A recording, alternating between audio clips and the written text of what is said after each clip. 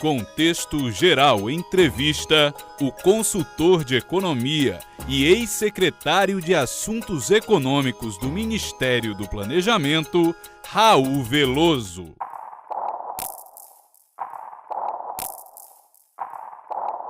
Eu sou Raul Veloso, economista, eu sou piauiense, depois fui para o Rio de Janeiro, do Rio de Janeiro eu fui completar meus estudos nos Estados Unidos, onde eu fiz o doutorado em economia, depois voltei e me mudei para Brasília, onde eu atuei durante muitos anos, exercendo funções no Ministério do Planejamento e em colaboração o tempo todo com o Ministério da Fazenda. Eu tenho atuado assim na área econômica, principalmente na área de política fiscal, que é a questão das finanças públicas, mas também atuo na área macroeconômica, tratando de variáveis como crescimento da economia, inflação, coisas desse tipo. Depois que eu saí do governo, eu participei de praticamente todos os planos de combate à inflação, que foram até o Plano Real. No Plano Real eu ajudei, mas eu já estava fora do governo. Aí eu passei a ser consultor econômico e durante todo esse período eu tenho estado fazendo palestras, fazendo trabalhos, principalmente nessas áreas que eu mencionei, política fiscal, análise macroeconômica, e mais recentemente eu tenho trabalhado e escrito livros com colegas na parte de energia elétrica e na parte de infraestrutura de transportes. Fiz também um livro com colegas sobre a Argentina, onde meu principal objetivo era mostrar para os leitores o que é que o Brasil não deve fazer, se baseando na experiência do que a Argentina fez nos últimos anos. Então, essa é basicamente a minha trajetória. Eu moro em Brasília, viajo muito, faço palestras, faço trabalhos nessas áreas que eu mencionei.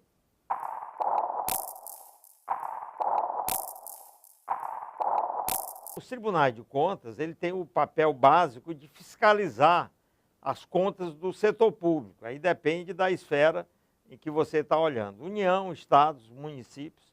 O papel básico do Tribunal de Contas é fiscalizar. E fiscalizar para saber se a execução das políticas governamentais está dentro da lei. E se não estiver dentro da lei, vai haver punição para os administradores. Quer dizer, o objetivo é a conformidade da ação dos governos com o que a lei prevê.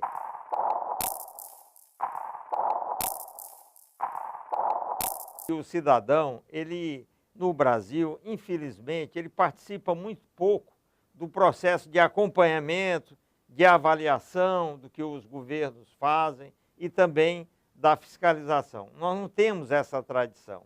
O orçamento público é uma caixa preta, pouco se sabe, as pessoas participam praticamente em nada.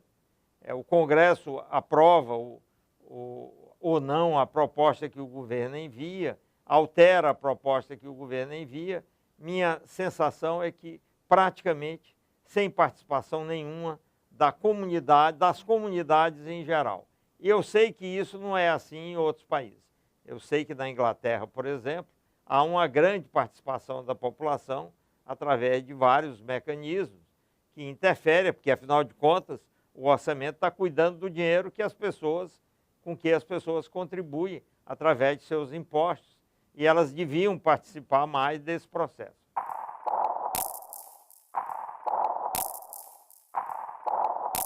Já existe um esforço e existem organismos que têm trabalhado no sentido de aumentar o grau de transparência desses assuntos relacionados com as contas do governo ou dos governos.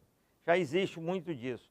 Depois da internet isso ficou mais fácil também, porque nos próprios sítios dos órgãos você pode ter informações que ajudam os contribuintes, que são, obviamente, os que deveriam ser, pelo menos, os maiores interessados e aqueles que mais cobrassem em relação à atuação dos governos, que é do dinheiro deles que sai a atuação do governo, essa atuação é financiada com o dinheiro das suas contribuições através dos impostos e contribuições. Pois bem, isso começou a acontecer nos últimos anos do Brasil, mas a verdade é que tudo isso ainda é muito precário e muito incipiente. E não é porque os órgãos não queiram dar transparência, pode até não querer, mas não é só por isso, mas porque os assuntos são muito complexos e precisa de um mecanismo de tradução que facilite a população a fazer esse tipo de fiscalização, esse tipo de observação, que de fato fica muito difícil fazer. No caso do orçamento da União, por exemplo, um dos esforços que eu tenho desenvolvido é exatamente de mostrar a essência do que está lá. Como é que os gastos se distribuem em grandes itens.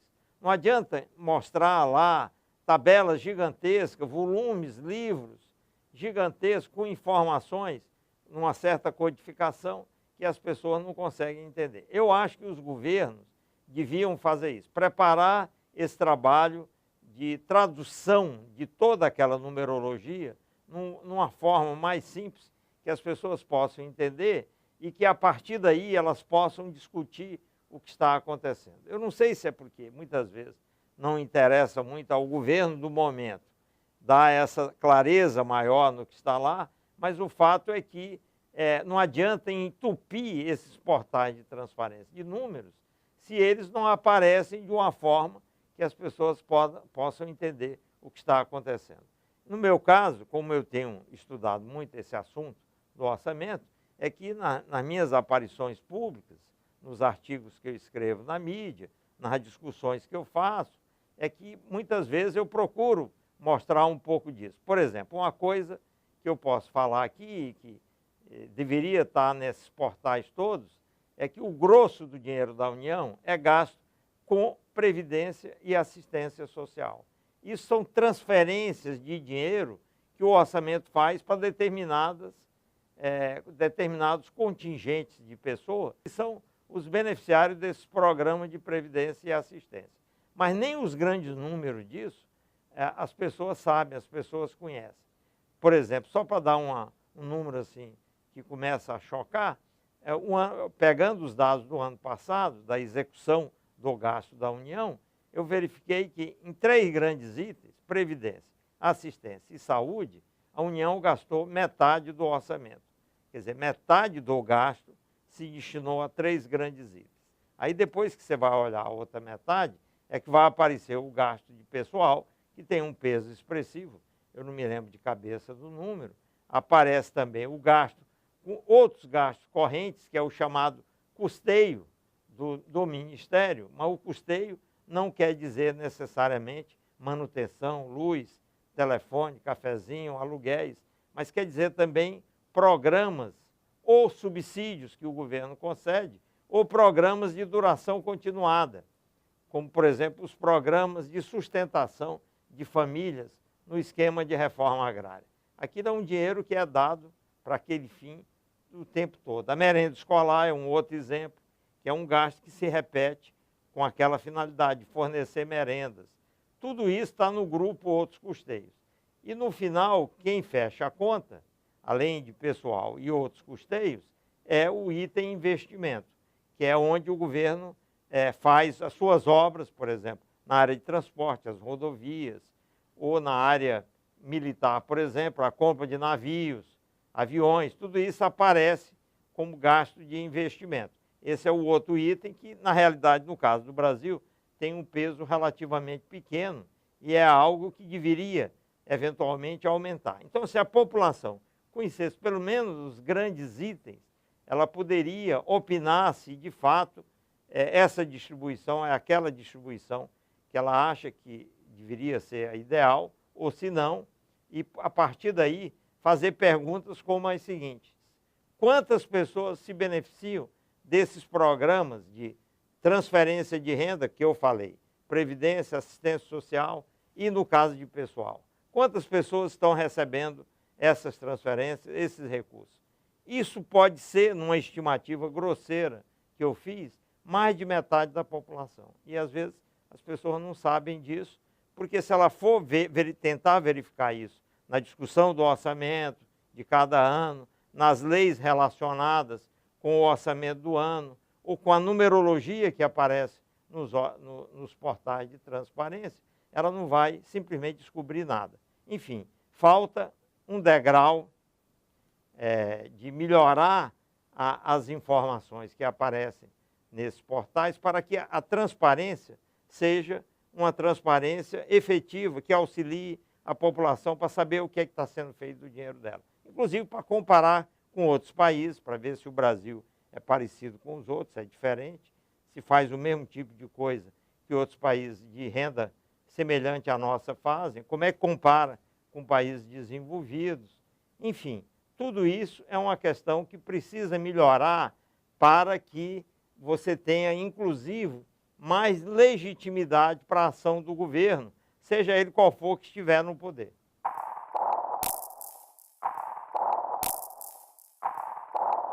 Por que é difícil, por exemplo, você tratar desse assunto no Congresso? Porque, como eu falei, beneficia mais de metade da população.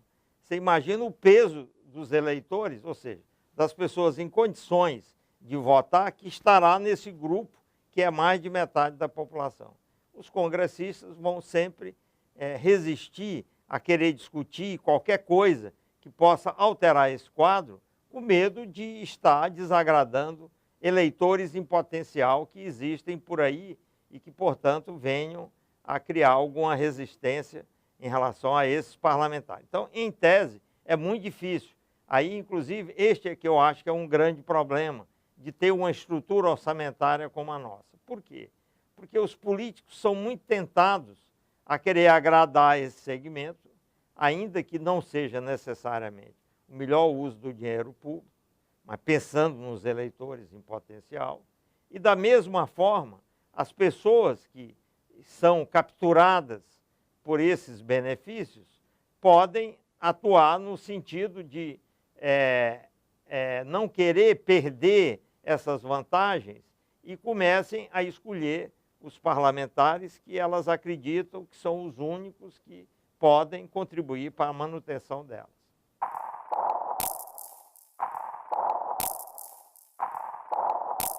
Eu acho que a gente, em relação ao que está acontecendo hoje, a gente podia fazer uma analogia em relação à figura de um balão que está super cheio, representando esse balão, a estrutura produtiva do Brasil hoje.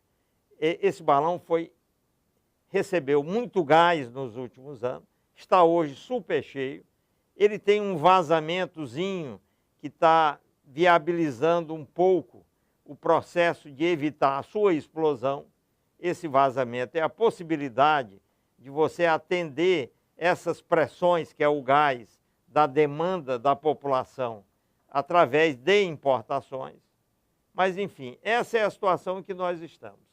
A economia exercendo uma pressão de demanda muito forte sobre a estrutura produtiva, que é o gás que entra no balão, o balão com dificuldade de atender, ainda que ele consiga a ajuda de importações para complementar aquilo que ele não consegue atender, mas na hora que essas importações não puderem mais entrar, aí nós ficamos com aquele balão apenas, recebendo pressão o tempo inteiro, e ele correndo o risco até de explodir. Essa é a pressão. Isso é o que ocorre na economia brasileira. Ela está com a utilização da sua capacidade de produção bastante elevada, como nunca esteve. Nós podemos dizer que hoje nós estamos vivendo uma situação mais próxima do que se chamaria de pleno emprego dos fatores de produção da economia. Está todo mundo e os demais fatores, não só os trabalhadores, empregados, atuando. E um grande fornecedor do gás que está inflando esse balão é exatamente o governo. Por quê? Porque o governo, o setor público, ele tem uma dimensão bastante elevada. Se a gente pensar pelo tamanho da carga tributária, que chega hoje próximo de 40% do PIB, você vê que mais ou menos 40% do que a gente produz é abocanhado pelo governo. E esse abocanhado pelo governo exerce pressão nesse gás que eu mencionei, e é uma coisa grande. Então, se eu chegar à conclusão que há uma pressão excessiva em cima desse balão, que ela precisa ser corrigida, é muito difícil deixar de pensar que o setor público não tenha de fazer algum tipo de ajuste para evitar certos problemas que vêm surgindo dessa pressão muito forte sobre esse balão. E até porque o setor privado você afeta indiretamente. Se está no governo, você tem de afetar a sua própria ação, que é uma ação, por definição, arbitrária de qualquer governo que esteja exercendo esse papel. Então, hoje, nós estamos vivendo com excesso de pressão do governo, que para fazer essa pressão teve de se endividar fortemente, e os credores já estão começando a ficar desconfiados da nossa capacidade de administrar essa dívida, e os externos, onde teve aquele vazamento que eu mencionei, também já estão começando a ficar desconfiados de nossa capacidade de administrar a dívida que está sendo contraída lá fora. Então, diante desse quadro, não tem muito jeito, porque ele também gera outros problemas, como a inflação, que é o resultado principal de quando você tem muita demanda em cima de uma capacidade limitada. Então, você tem inflação, desequilíbrio externo e desequilíbrio governamental, levando a um crescimento muito forte da dívida pública e um começo de desconfiança dos financiadores, seja da dívida pública, seja da dívida externa, sejam aqui dentro, seja lá fora, em relação à nossa capacidade de manter essa situação sem fazer algum tipo de esvaziamento do balão. O ajuste que precisa ser feito é esvaziar um pouco esse balão para que ele não corra o risco de explodir, que é o que aconteceria se nós mantivéssemos as pressões exatamente como estão, ou se as pessoas, pela desconfiança, quisessem receber de volta os recursos que foram emprestados ao governo e ao país de uma forma geral. Então, o ajuste hoje é para fazer esse papel, dar viabilidade para o funcionamento da economia brasileira, que por conta de medidas erradas e excesso de vontade do governo de atender a certos segmentos, ele exagerou nos gastos, exagerou nas desonerações tributárias, que são reduções de impostos para beneficiar certos segmentos, ou outros gastos que foram autorizados para estados e municípios pela própria União, de forma tal que esta pressão tem de ser reduzida, temos de esvaziar uma parte desse gás, e aí o único jeito é fazer um programa de ajuste fiscal, porque se não fizermos, existe um poder fiscalizador das agências de risco internacionais que podem considerar o Brasil inviável, e nós perderíamos o selo de bom pagador, e perder o selo de bom pagador significa enfrentar uma fuga de capitais do país que poderia trazer problemas tipo explosão da taxa de câmbio, explosão da taxa de juros e uma desaceleração muito forte da economia e do emprego. Então, isso precisa ser feito. As agências de risco agora acabaram de dar um sinal, pelo menos uma delas, de que não vai alterar o nosso selo, desde que ela veja que esse esforço que foi posto, começou a ser posto em prática, quando o governo Dilma assumiu, e deu uma guinada nas suas políticas, que estavam caminhando para a explosão do balão, nomeou uma nova equipe, deu uma guinada e disse que ia mudar, e está mudando, e aí esta agência, pelo menos, está acreditando nisso e apostando em que o governo vai cumprir uma nova meta de resultado fiscal, que é uma nova meta do gás que ele coloca no balão da economia.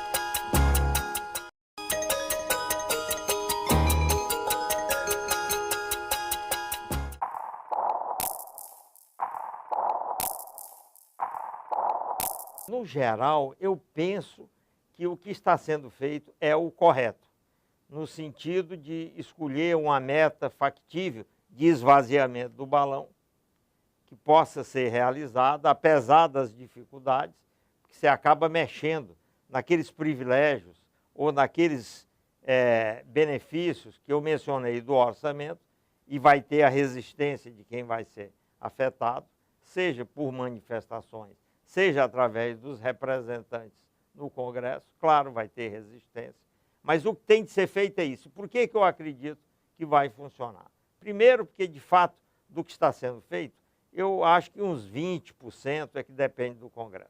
Tem 80% que depende mesmo é do Executivo. Então, à medida que eu acho que o Executivo não tem escolha, o Poder Executivo Federal não tem escolha, o instinto de sobrevivência política, que eu já vi na minha vida de servidor público durante muitos anos, se manifestar, porque mesmo não acreditando muito do que está fazendo, o político, se ele sente a sua sobrevivência ameaçada, ele muda, ele é pragmático, ele não quer sair do poder. Então ele muda, faz, em função da sobrevivência política. Então, como tem essa questão do instinto de sobrevivência e o fato de que vai depender mais do Executivo, que é esse que quer sobreviver, eu acredito que a meta que foi estabelecida vai ser cumprida, até porque no Brasil, isso é outra coisa que as pessoas ignoram em relação ao orçamento público, o nosso orçamento não é impositivo. Ele não sendo impositivo, o gestor financeiro pode empurrar ele para frente, não executá-lo integralmente, empurrar ele para frente, esperando uma melhor oportunidade de executá-lo no futuro. Então, ele não é obrigado a executar aquilo que o Congresso estabeleceu quando aprovou a lei orçamentária. Então, ele pode fazer isso desde que ele tenha tomado a decisão de não correr o risco de entrar num precipício e numa situação de crise mais difícil de controlar.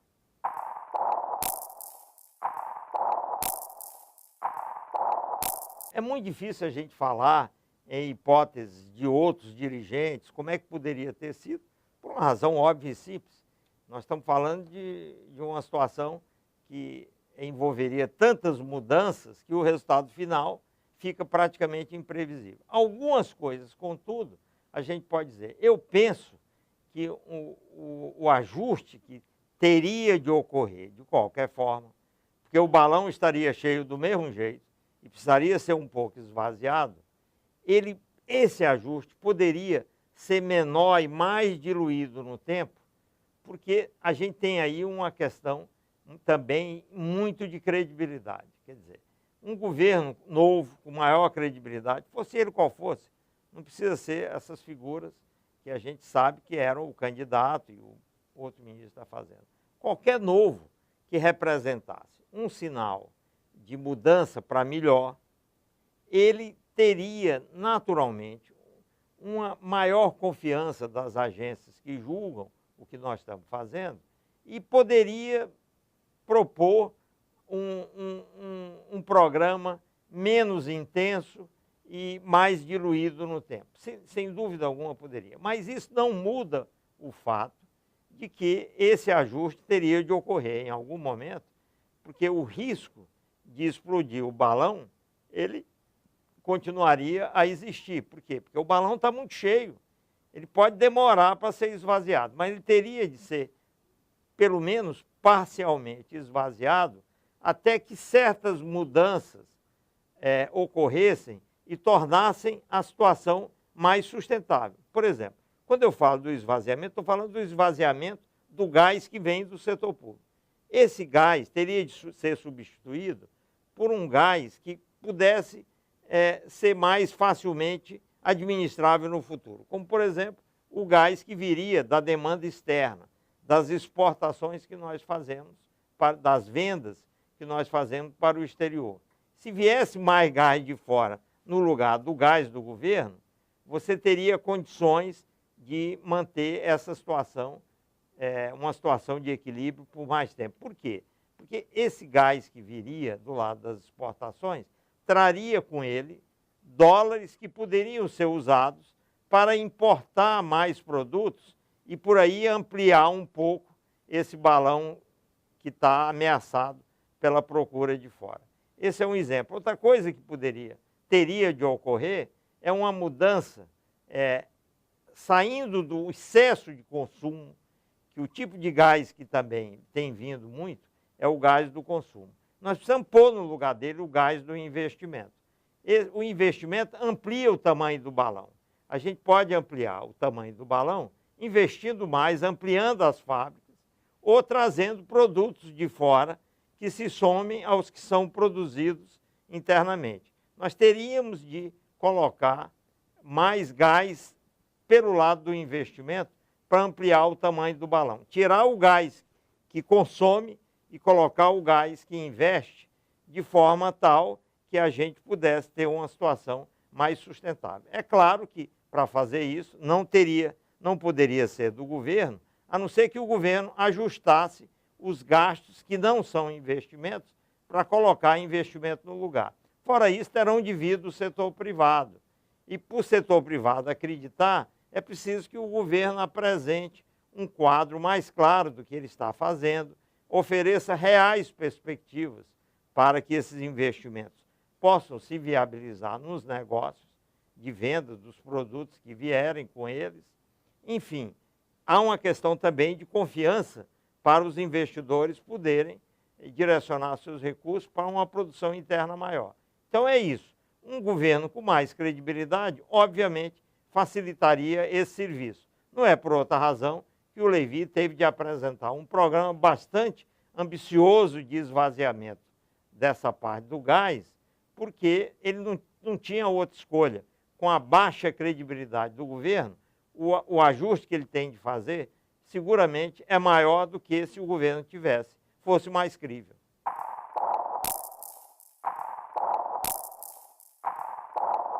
O que acabou acontecendo com o atual governo foi o fato de que a presidente da República, ela é economista e que defende uma linha que acabou não dando certo. Esse é que é o fato concreto. Apesar de não ter dado certo, por várias razões, ela conseguiu se reeleger e está aí.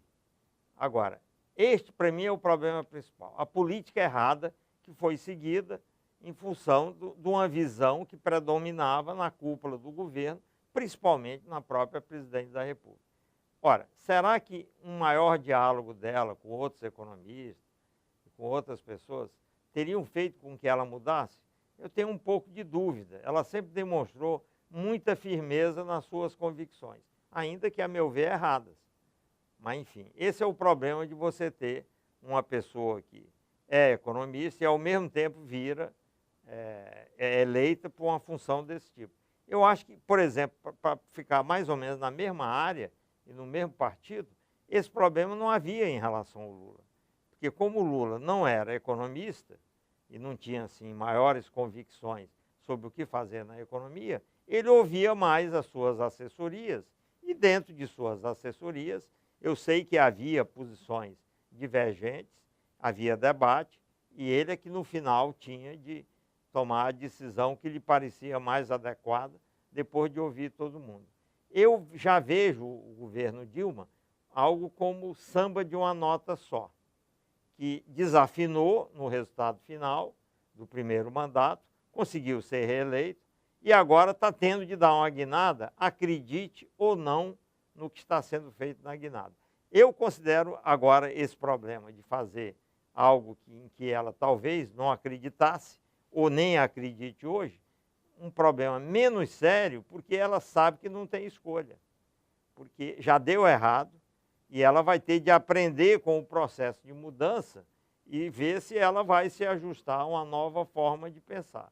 À medida, então, em que as coisas tenham de ser feitas por falta de opção, elas vão começar a ocorrer e eu espero que as mudanças sejam mais profundas ainda, porque não é só uma mera questão de fazer o governo esvaziar a pressão que ele exerce hoje sobre o balão da produção econômica do Brasil. Há outras mudanças que também precisam ser feitas, que têm a ver com outros erros cometidos com o governo, que a minha esperança é que no devido tempo essas mudanças ocorram e a gente consiga recuperar a economia.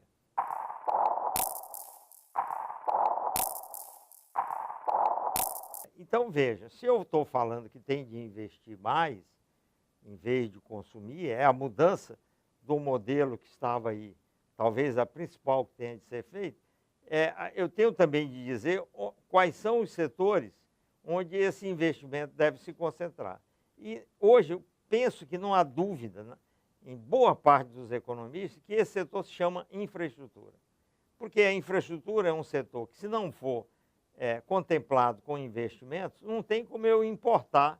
Eu não posso usar aquele vazamento para complementar a produção interna, porque não há como importar uma estrada, um aeroporto. Então, não há como importar energia elétrica, a não ser assim, um pouquinho da Argentina. Eventualmente tem uma sobra de energia na fronteira, você pode pegar um pouquinho. Fora isso, nós temos de expandir a produção, a capacidade de produção do país. Esse é o destino óbvio dos recursos, também por mais duas razões. A segunda é que há uma carência óbvia, muito grande, na infraestrutura. A gente sabe que está faltando infraestrutura para tudo quanto é lado. O Brasil, todos os estudos que eu vi, que classificam a gente em relação a outros países, em termos de quantidade e qualidade de infraestrutura, nós estamos lá na rabeira. Quer dizer, é óbvio que nós precisamos, tem muita carência, nós precisamos investir pela falta, pela escassez. E por último, tem uma coisa que as pessoas não sabem, mas o investimento em infraestrutura tem a vantagem de trazer com ele o ganho de produtividade, que é você produzir mais com a mesma quantidade, com o mesmo valor investido. A infraestrutura tem essa característica. Se eu tiver a opção de trazer uma planta do exterior para fabricar televisão, na opção de investir em infraestrutura, o investimento em infraestrutura, além de expandir a capacidade, expandir o balão, ele expande ele mais porque ele tem um ganho de produtividade. A gente vai transportar algo do ponto A para o ponto B em menor tempo, quando eu melhoro a estrada. Esse ganho de produtividade vai viabilizar outros ganhos ao lado, que são os ganhos de tornar mais eficientes determinadas atividades econômicas que antes não poderiam acontecer por conta da precária infraestrutura que havia. E quando você investe sei lá, eu falei televisão, mas podia ter falado de qualquer outro bem de consumo, quando você vai investir numa planta de televisão, se não vier ali embutida na fábrica um grande ganho tecnológico que ocorre lentamente nessa área, eu vou ter o ganho da expansão da capacidade, mas não vou ter o ganho de produtividade como eu teria na infraestrutura.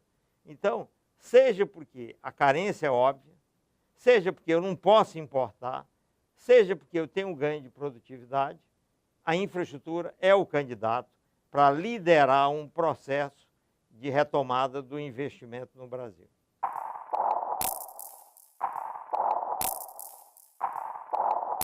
Recursos públicos que são arrecadados em geral e são redistribuídos, eles são uma questão fundamentalmente política, é uma decisão política de dar mais para um do que para outro, em função de indicadores de desigualdade de renda. Então, toda vez que se discutiu isso e foi colocado na Constituição, a discussão é essa. Nós temos o país é muito desigual, tem regiões mais pobres que as outras.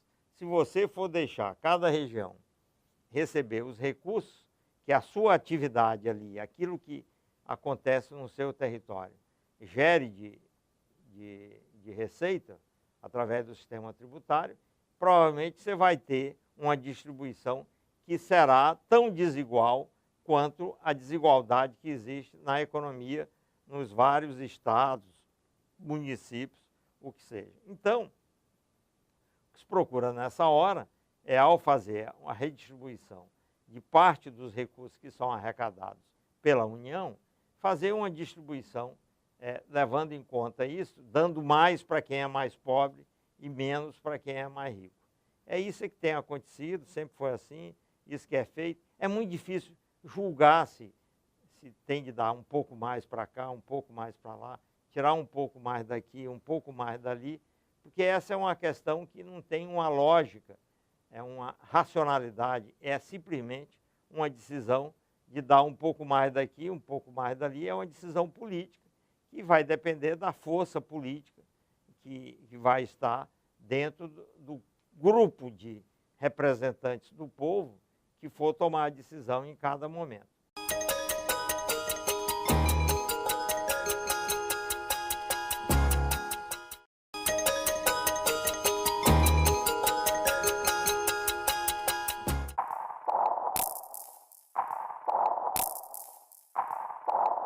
O agronegócio é o setor talvez mais dinâmico do país hoje em dia.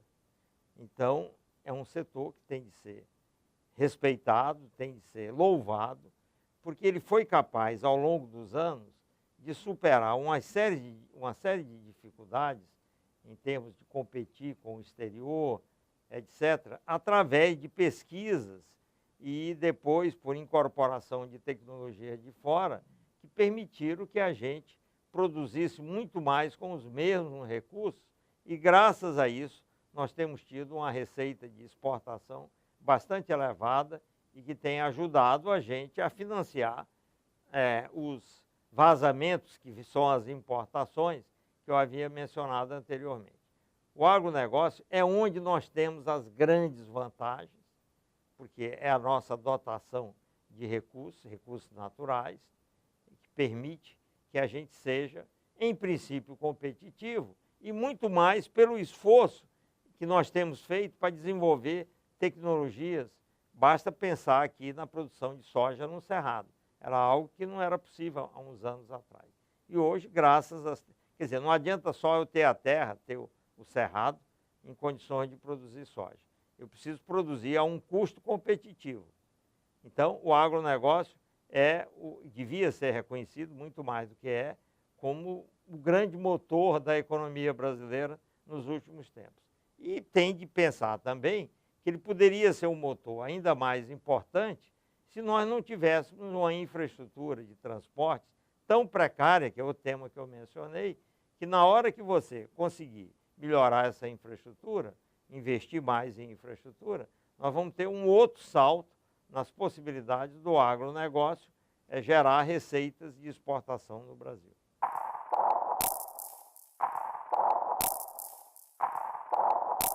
Bom, o tema da energia é um tema bastante complexo, é muito difícil entender assim o que está acontecendo, pela própria natureza do sistema energético.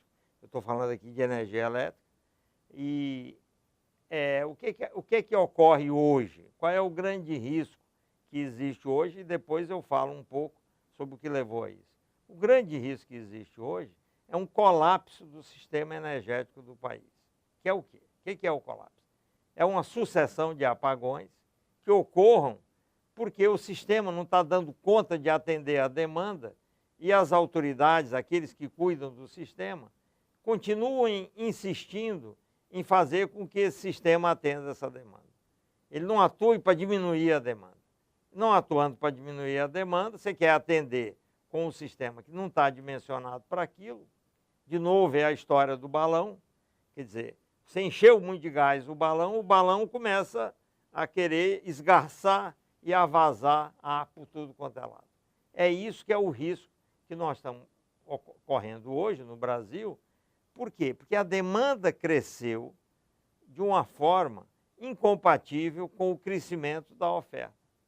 Nós saímos de uma situação lá atrás, depois daquele racionamento de 2001, uma situação em que, num determinado momento, tudo estava equilibrado, mas só que de lá para cá a demanda subiu mais do que a oferta e nós estamos gerando aos poucos um hiato que vai se alargando e que uma hora, porque há uma certa margem de acomodação que permite atender uma demanda alta com esse sistema insuficiente. Mas vai chegar uma hora, e a gente já teve sintomas disso aqui e ali nos últimos 2 anos, vai chegar uma hora em que essa oferta não vai dar conta e a gente vai ter esse tal colapso que eu falei. É uma pena se o governo, porque isso é tudo responsabilidade do governo, que interfere bastante no funcionamento do setor. Você tem uma parte do segmento que foi privatizada, mas quem gere o sistema, quem harmoniza, quem arruma, quem redireciona, quem faz o trabalho, vamos dizer, de fechamento de tudo é o governo, as autoridades da área. E aí você tem uma situação em que empresas estatais convivem com empresas públicas e o governo interfere o tempo inteiro em tudo que é lugar. Bom, o que faltou então? É um planejamento capaz de fazer a oferta acompanhar a demanda. E por que isso não ocorreu? Primeiro, porque o governo não tem... É a explicação muito simples. O governo não tem dinheiro para investir. Eu já falei que o governo usa o grosso do dinheiro para fazer transferência de renda. A consequência é não ter dinheiro para investir nem em estrada, nem em energia elétrica. Ele não tem dinheiro para colocar nas estatais, elas estão com seus limites de endividamento esgotados e ele não estimula adequadamente as empresas privadas a investir. Porque o governo pratica uma política de cunho nitidamente populista de procurar ter as menores tarifas imagináveis para ficar bem com a população. Só que ao fazer isso, ele desestimula os investimentos privados. Como ele não tem dinheiro para investir e o privado não vem, você cria o descompasso entre demanda e oferta. E em cima de tudo isso, mais recentemente, o governo resolveu baixar as tarifas. Aí ele agravou a situação. Numa hora que você já tinha o descompasso, ele baixa a tarifa e o consumo cresce mais ainda, aumenta o descompasso. Para piorar, mais recentemente, vem a seca, uma seca mais forte, ainda que não seja uma seca das piores, se a gente considerar um período bem longo, e a média, comparar com a média, não é das piores. Mas como a situação estava frágil, na hora que vem uma seca, uma redução das chuvas, o que acontece? Num sistema que está frágil, o governo é obrigado, nessa hora, a comandar as empresas hidroelétricas no sentido de reduzir a sua produção para os reservatórios não se esvaziarem completamente. Porque um sistema em que você tem a demanda correndo por cima da oferta, as hidroelétricas têm que estar sempre operando a plena carga para poder tentar atender. Ora, o que vai acontecer se o governo mandar elas diminuírem? Aí você vai ter uma perda adicional de oferta. Aí o que ele fez? Ele tinha construído antes, incentivado a construção de umas termoelétricas de reserva, um número expressivo, que só deveriam ser acionadas aqui ou ali. Só que elas estão sendo acionadas desde outubro de 2012, sem parar, para cobrir esse espaço que as hidroelétricas não estão podendo preencher. Ora, mesmo sem a hidroelétrica diminuir, já estava um descompasso, aí a hidroelétrica foi chamada a diminuir, entraram as termoelétricas no lugar. Só que a diferença de custo das termoelétricas para a hidroelétrica é gigantesca. Então, se elas estão operando como se fossem hidroelétricas o tempo todo, a um custo muito mais alto, alguém tem de pagar esse custo. E o que é que o governo fez durante, estou falando de 2012 para cá? Evitou de passar esse custo para a sociedade, contar essa história, e ao evitar de passar o custo, ele arranjou um jeito de ir administrando isso, daqui e dali, empréstimo de banco, ele mesmo botou dinheiro no sistema, porque não queria mexer com a eleição. Até a eleição ninguém fez nada. Agora, com a nova administração, com o Levi no comando da economia, o governo entregou a política de tarifa para ele. É nesse sentido que, de fato, boa parte do comando hoje está na mão do Levi. E ao entregar para ele o comando da política de tarifa, ele começou a corrigir as tarifas de volta, não só para conter a demanda, como para estimular novos investimentos. Só que isso vai demorar um pouco.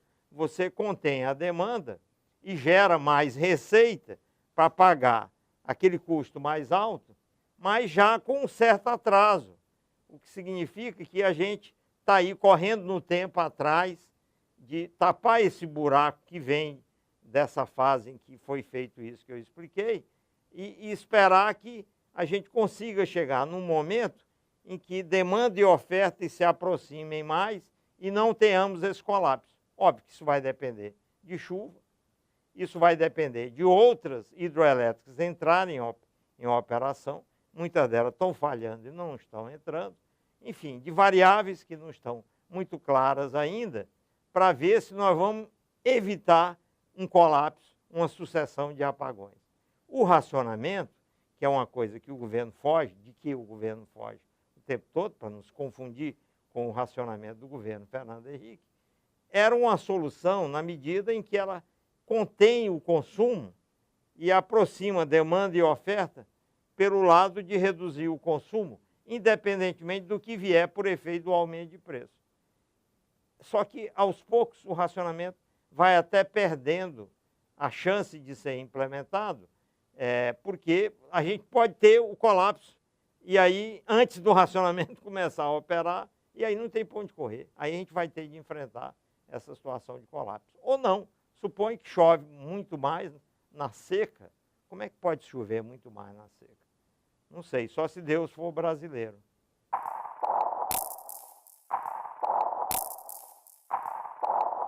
Esse caso aí da Petrobras, com corrupção, etc., foi obviamente muito ruim para o Brasil, porque nos colocou numa posição de um país que não consegue preservar valores éticos, que os políticos eventualmente podem estar envolvidos em financiamentos irregulares. Enfim, é uma coisa muito complicada.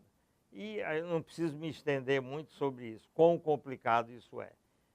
Vocês devem saber que, se não sabem, é bom que saibam que nós aderimos a uma lei de corrupção internacional e essa lei foi aprovada há pouco tempo, está aí sendo posta em prática, uma lei anticorrupção, que foi meio que imposta pelo lado do mundo desenvolvido, que já é o mundo desenvolvido, tentando lidar com esse problema através de uma lei em que ela basicamente coloca a empresa cujo dirigente corrompe numa posição de ser responsabilizada também, ter de pagar pelo mal feito, digamos assim.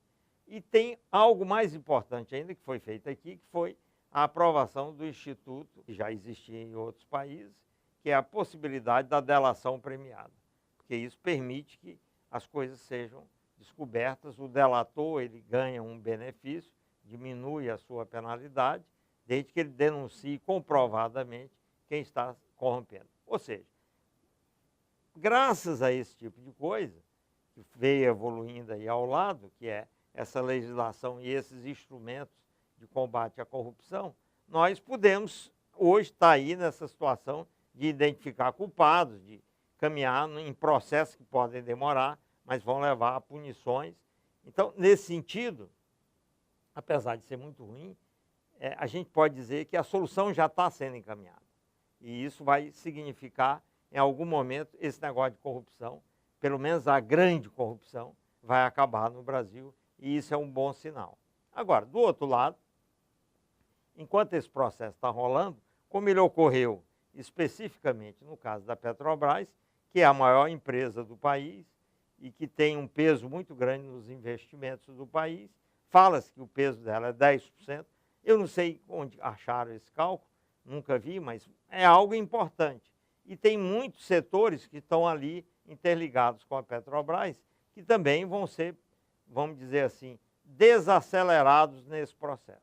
Porque enquanto isso tudo está sendo resolvido, vai ficar muito difícil para a Petrobras investir, se endividar, as outras empresas também prosseguirem investindo, se endividando, e isso certamente vai causar um efeito negativo sobre os investimentos ao longo deste ano. Isso vai acontecer, não tem muito jeito de fugir, ainda que, como eu disse, nós estejamos nos encaminhando para uma solução de acabar com essa história dessa grande corrupção. É ruim, o Brasil está numa posição dessa, a gente tem que lamentar, mas esperamos que no final, depois de retirar os mortos e feridos, a gente sobre para nós uma empresa mais enxuta, com um programa mais eficiente de atuação, em vez de ficar investindo em tanta coisa, investir de uma forma mais eficaz, que o papel, a interferência do governo na sua atuação diminua, afinal de contas,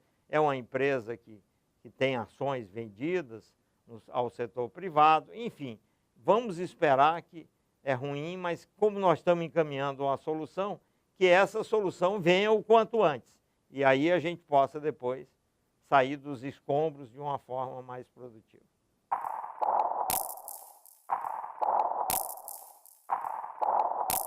Eu acho que essas manifestações, a queda nos índices de popularidade do governo, estão tendo um papel muito importante na direção da mudança, na direção de que as mudanças que precisam ocorrer, de fato ocorram.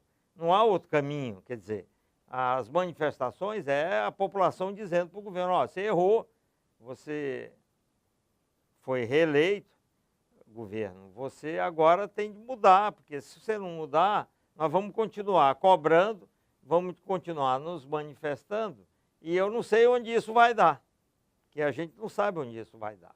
Mas é um sinal forte para o governo de que ele agora esteja dentro do que eu chamaria da camisa de força da mudança. Essa mudança de 180 graus, que significa alterar quase tudo que vinha sendo feito, vai sendo empurrada por isso, não só pelas agências de risco internacionais, que colocam no nosso cangote a faca do temor de perder o selo de bom pagador. Nós teremos também a população dizendo para o governo, ó, o que você está fazendo está errado, você tem que mudar. Então mude, vá fazendo. E é em cima disso que esse governo vai ter de atuar e se ajustar.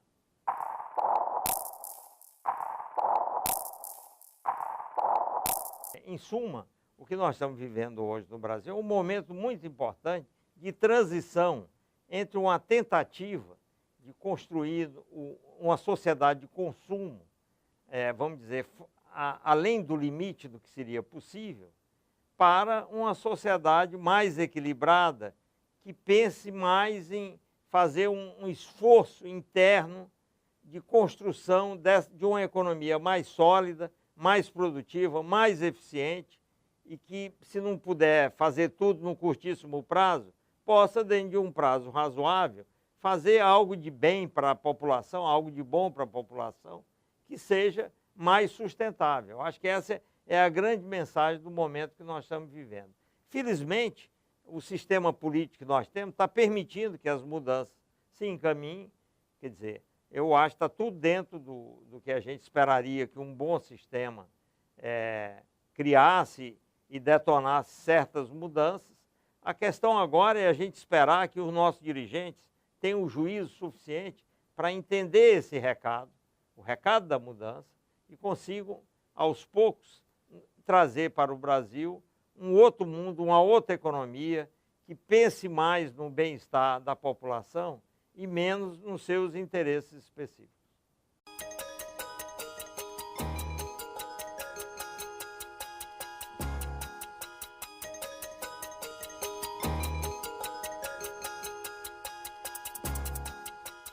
Contexto Geral entrevistou o consultor de economia e ex-secretário de Assuntos Econômicos do Ministério do Planejamento, Raul Veloso.